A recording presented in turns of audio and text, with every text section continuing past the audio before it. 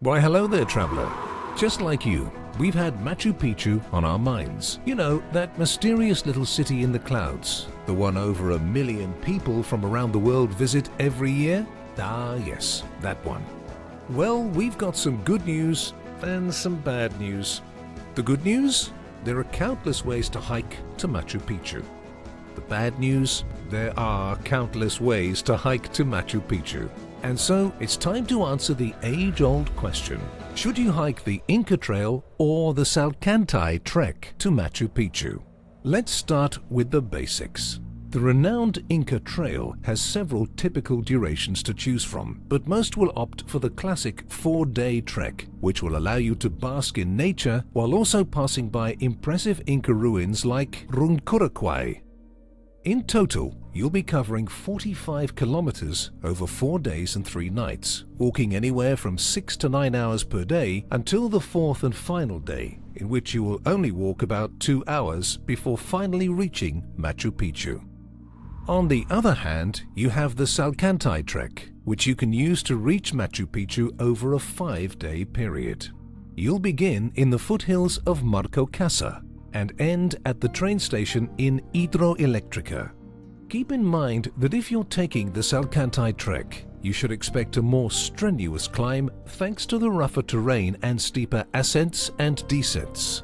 In total, you'll be hiking roughly 74 kilometers, nearly 30 kilometers more than the Inca Trail. In other words, this one is not for the faint of heart. Of course, each trail offers its own unique challenges and rewards. For the Inca Trail, it's day 2 when you reach Dead Woman's Pass. At 4,215 meters, it's the highest point of the trail and by far the most grueling to reach. The hardest part of the Salcantay Trek also arrives at day 2, because that's when you'll reach the Salcantay Pass, which boasts a dramatically high elevation of 4,600 meters, even higher than Dead Woman's Pass. The climb pays off, rewarding you with some truly spectacular views. If you value your alone time, consider the Salcantay Trek over the Inca Trail. The latter is trekked so frequently that the Peruvian government has taken 2 steps to remedy overcrowding. They only release 500 permits per day to would-be hikers, and they close access to the trail every February in order to complete conservation work. This is very different from the Salcantay Trek, where fewer crowds means there's no need for the government to regulate the traffic that causes the daily limits on the Inca Trail. The Salcantay Trek is also famous for its impressive scenery, with better chances of spotting deer, chinchillas, and spectacled bears thanks to the lower foot traffic. You'll also be able to take in stunning views of the Andes while trekking through lush valleys and dense jungles.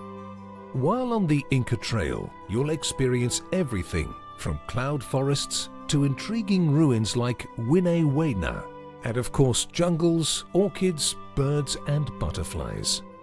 Unfortunately, you'll have a much lower chance of seeing bigger wildlife because of the crowds. Campsites will also be busier than you might prefer, especially during peak season.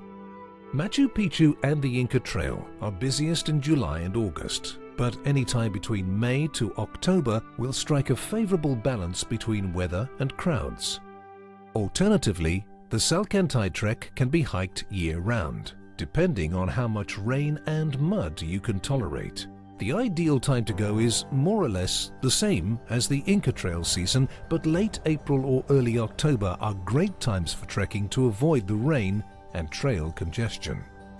And finally, to keep things simple, you can use an identical packing list for either trekking route. The most important thing to remember is to pack as lightly as possible, prioritizing rainproof gear. You can download our free detailed packing list in the description below. Once you know what you'll need to conquer this adventure, you can decide exactly which direction to head in.